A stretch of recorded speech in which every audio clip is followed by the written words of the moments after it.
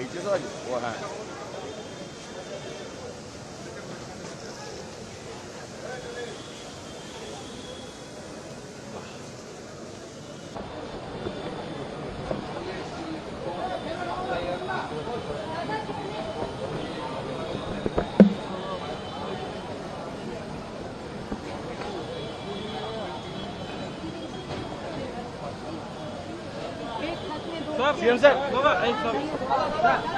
আস্তে silent hospital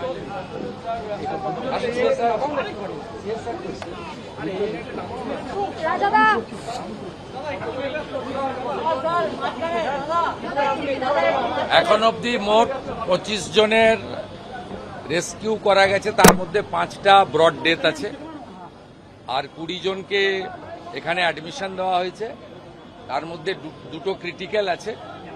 এখানে স্বাস্থ্যমন্ত্রী, স্বাস্থ্য বিভাগ, ডক্টরসরা তারা চেষ্টা করছেন। 18 জন আউট অফ ডেঞ্জার আছে, 2 জন ক্রিটিক্যাল আছে আর 5টা ডেথ এসছে। ম্যাক্সিমামই বিহার থেকে লেবারদেরকে আনা হয়েছিল, মুঙ্গের এবং অ্যাডজয়নিং এলাকা থেকে।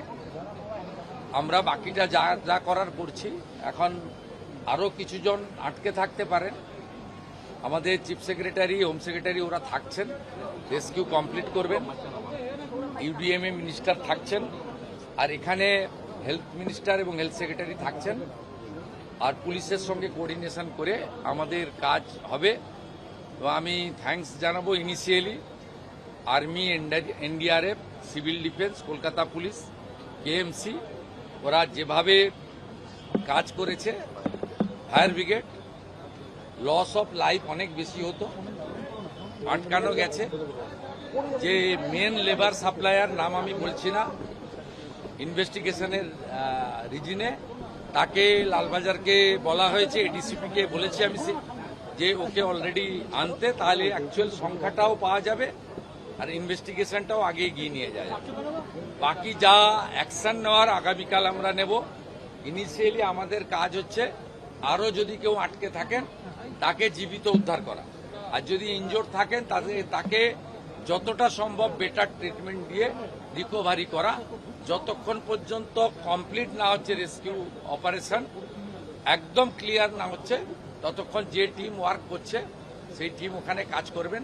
চিফ সেক্রেটারি পুরো বিষয়টা স্পটে মনিটরিং করবেন। Subscribe to One India and never miss an update. Download the One India app now.